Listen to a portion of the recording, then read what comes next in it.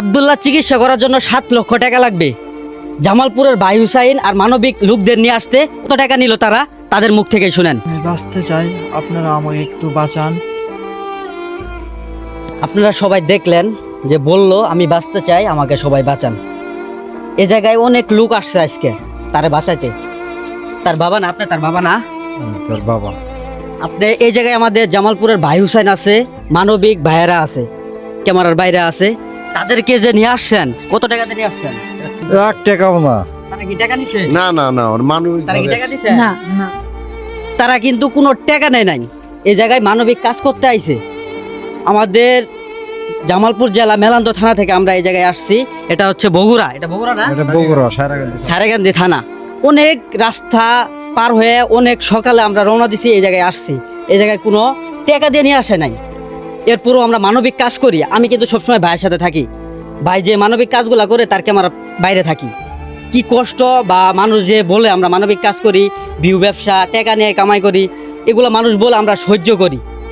কিন্তু আমি বলবো, যদি তারা ভিউ ব্যবসা করে আর এই ভিউ ব্যবসার কারণে সে যদি বাঁচতে পারে, এতে আমাদের কোনো সমস্যা আছে?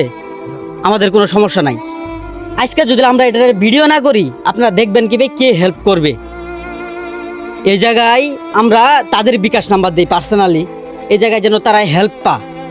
এই জায়গায় ভাই আসছে, ভাই যে মানবিক কাজগুলো করে ভাইয়ের কাছ থেকে শুনেন। এই জায়গায় আমরা অনেক কথা শুনি। এই জায়গায় মনের কষ্ট অনেক সময় মনে নিয়ে আমরা এই মানবিক কাজগুলা করি। এমনও ঘটনা ঘটছে যে আমরা টাকা দিয়ে নাকি আবার টাকা ঘুরায়ও নিয়ে যায়, এরকম অপবাদও আমরা পাইছি।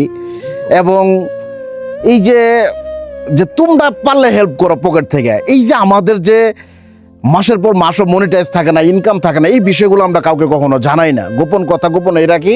তারপরও আমাদের জায়গা থেকে ইনকাম না আসলেও গরিব অসহায় মানুষের পিছে দৌড়াদৌড়ি করি। কিন্তু এইখানে যখন মিথ্যা অপবাদ পাই, আসলে এটা আমাদের জন্য খুবই কষ্টকর। কিন্তু তারপরেও আল্লাহর কথা বা মরণের কথা চিন্তা করে হলো মানবিক কাজগুলা করতেই থাকি প্রতিনিয়ত। মনটারা মানাইতে পারি না, স্টপ করতে পারি না। আমরা মানবিক কাজ কেন করে জানেন? এই ভিডিওর কিছু কমেন্ট দেখে মানুষ এত আমাদের সুন্দর কমেন্টগুলা করে, এর জন্য আমরা স্টপ হই না। আমরা মানবিক কাজ প্রতিনিয়ত করতে থাকি। তো এই অনলাইনে কাজ করলে অনেকেই বদনাম, অনেকেই ভালো বলবেই। কিন্তু আমাদের যারা বদনাম বলবে তাদের জন্য যদি আমরা এই মানবিক কাজগুলা বন্ধ করে দেই, তারা কি হেল্প পাবে? না, পাবে না। না, তারা কখনো হেল্প পাবে না। যদি ভাইয়ের দ্বারাই একটু উপকার হয়, তাদের হেল্প হবে না।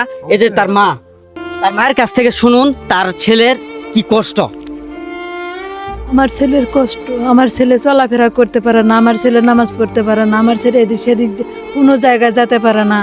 আমার ছেলের অনেক কষ্ট। আমার ছেলেকে আমি মাদ্রাসায় থাকে, বাড়িতে আসে, আমার ছেলেকে আমি গা গোসল করে দিলে দেই, নাইলে আমার ছেলে একলা গোসল গাও করতে পারে না। আপনারা কিন্তু শুনলেন কষ্টগুলা। গোসল গাও করতে তো আমি একটা কথাই বলবো, তো মানবিক ভিডিওগুলো সবাই শেয়ার করবেন, পাশে থাকবেন। যারা মানবিক কাজ করে তাদের স্বার্থে কাজ করে না, জনগণের স্বার্থে কাজ করে। তো সবাই ভালো থাকেন, সুস্থ থাকেন। আল্লাহ হাফেজ।